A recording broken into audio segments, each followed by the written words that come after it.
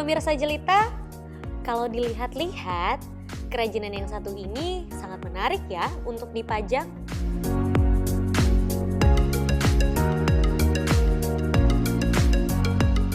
Dan pemirsa Jelita juga pasti tidak menyangka jika kerajinan yang kita lihat ini terbuat dari kulit kerang yang sudah tak terpakai.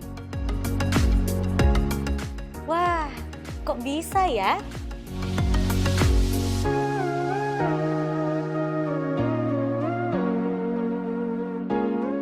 Di Kota Balikpapan, terdapat banyak pantai yang menyimpan banyak flora dan fauna, termasuk kerang laut.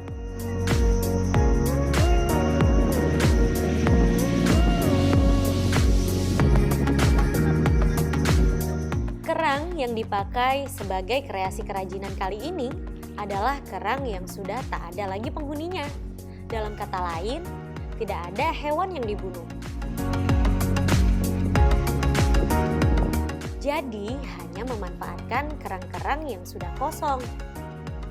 Kulit kerang yang tadinya biasa saja, bahkan termasuk dalam limbah organik, bisa dibuat dan disusun menjadi berbagai bentuk menarik seperti ini.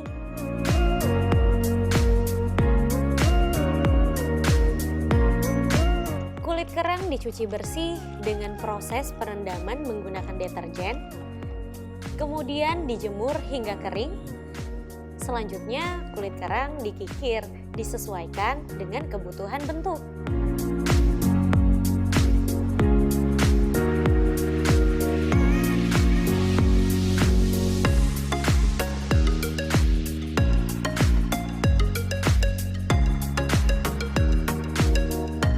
Kemudian dengan kreativitas dan ide dari seorang wanita inspiratif inilah, cangkang atau kulit kerang tadi bisa menjadi aneka kerajinan. Bisa sebagai pajangan, gantungan kunci, hingga hiasan tempat tisu.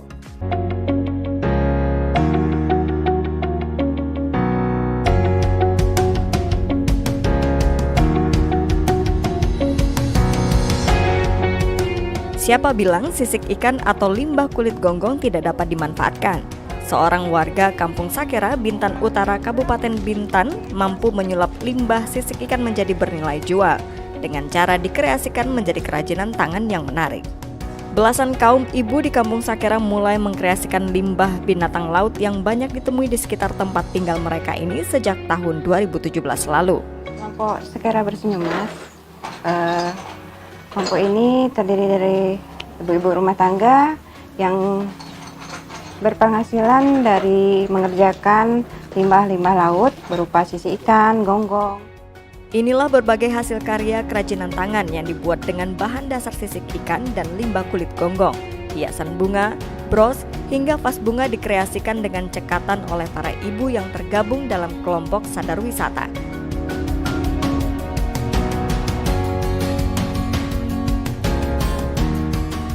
Harga souvenir dijual mulai dari Rp10.000 hingga ratusan ribu rupiah. Dipasarkan melalui event-event pariwisata di Bintan maupun Tanjung Pinang. Jika sedang ramai orderan, kelompok pengrajin Sakera ini bersenyum emas mampu meraup omset hingga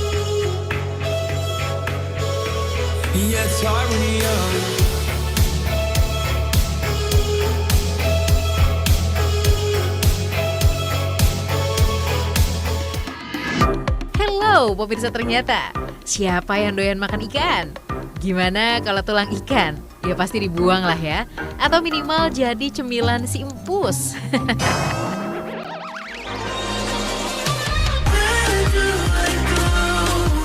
Tapi ternyata di tangan Pak Kurniawan dan teman-temannya ini, tulang ikan bisa loh jadi barang bernilai seni tinggi. What? Gak percaya? Tuh lihat deh, miniatur kapal layar ini. Semuanya terbuat dari bahan tulang ikan. Keren banget kan? So, daripada penasaran langsung aja yuk kita intip cara pembuatan kerajinan tulang ikan ala Pak Kurniawan.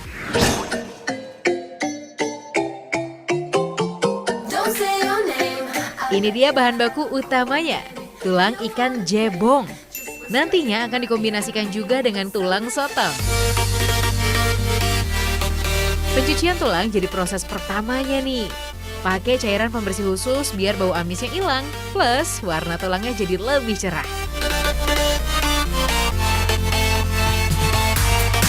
Nah, kalau udah jadi lebih kinclong gini, tinggal dijemur deh.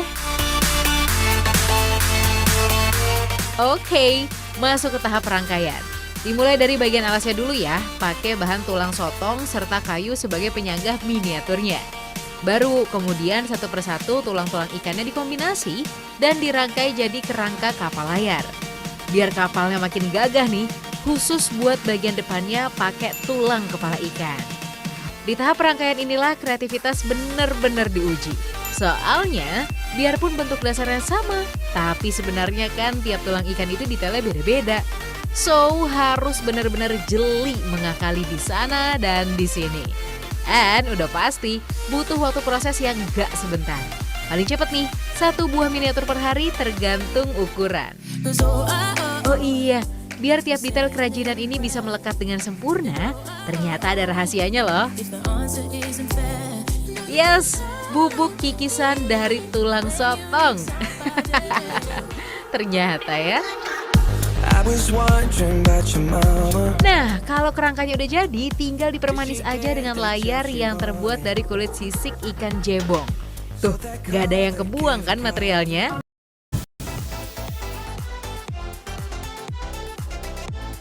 Fams, kreativitas orang Indonesia emang tanpa batas. Batok kelapa yang dianggap sampah atau limbah ternyata bisa diolah nih jadi kerajinan bernilai tambah. Salah satu pengrajin batok kelapa terbaik di bumi Belambangan adalah Kejaya Handicraft. Produknya ada ratusan jenis.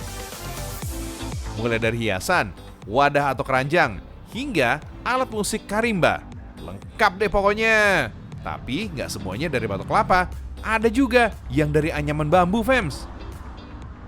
Kita intip cara bikin kerajinan dari batok kelapa ya. Pastikan kelapa dalam keadaan tua, yang ditandai buahnya berwarna coklat gelap kayak gini. Kupas sabut kelapanya dulu. Pastikan gak ada sabut yang tersisa pada batok kelapanya. Setelah dikupas, batok kelapa dibelah menjadi 2 bagian. Tempurung kelapa yang sudah tua ini cocok banget nih dijadikan kerajinan karena tebal dan kuat. Kemudian daging kelapa dicungkil, Fams. Bagian dalam batok kelapa kemudian dikerok sampai bersih. Sementara bagian luarnya diamplas dengan gerinda. Tuh, hasilnya jadi halus ya. Batok kelapa selanjutnya dicat dengan airbrush. Untuk pengecatan harus menggunakan warna dasar putih dulu.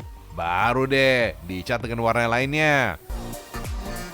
Batok kelapa ini bisa dibuat menjadi bermacam-macam bentuk loh, Fams. Kalau yang paling laris sih bentuk penyu yang cocok dijadikan hiasan rumah. Uniknya, kepala penyu ini bisa digoyang-goyang, Fams. Pemilihan penyu menjadi gantungan atau hiasan bukan asal pilih loh, tapi ada alasannya, Fams. Ini adalah seekor penyu karena Banyuwangi ada Sukomade, terkenal juga penghasil penyu. Ternyata kita tawarkan ke mancanegara, itu negara Hawaii, Florida juga terima. Akhirnya perkembangannya itu menjadi berbagai macam-macam. Selain hiasan, tempurung kelapa juga ada yang dijadikan aksesoris. Kayak gelang ini. Wits, jangan anggap remeh. Gelang ini juga udah diekspor sampai ke Maui, Hawaii. Gak tanggung-tanggung, Fams. Per bulannya, kerajinan antik ini bisa dikirim sampai 10.000 buah gelang ke Hawaii. Wih, mantap. Indonesia mendunia.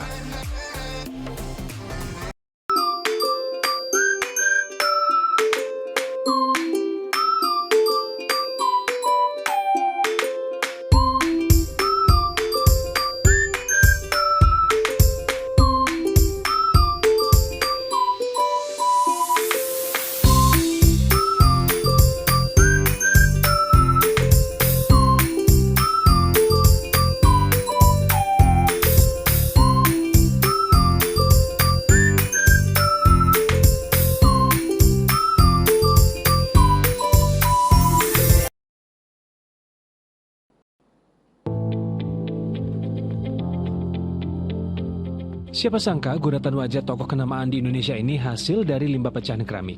Ya, ini adalah kerajinan mozaik hasil tangan kreatif warga Klaten, Jawa Tengah. Di tangan Ansori, barang yang tak berguna itu bisa berubah menjadi karya seni bernilai tinggi. Pecahan keramik digunakan sebagai bahan baku utama, sekitar 30 karya seni mozaik sudah ia buat. Seluruh presiden Indonesia sudah pernah ia buat lukisan mozaiknya, termasuk Presiden Joko Widodo.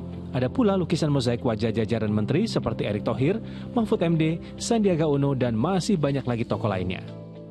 Banyak limbah yang terbuang kok, sayang sekali, warnanya bagus-bagus, bisa dimanfaatkan. Saya memilih ini karena jarang yang mau menekuni seni mosaik ini, karena seni mosaik saya anggap masih terdengar sayup lah.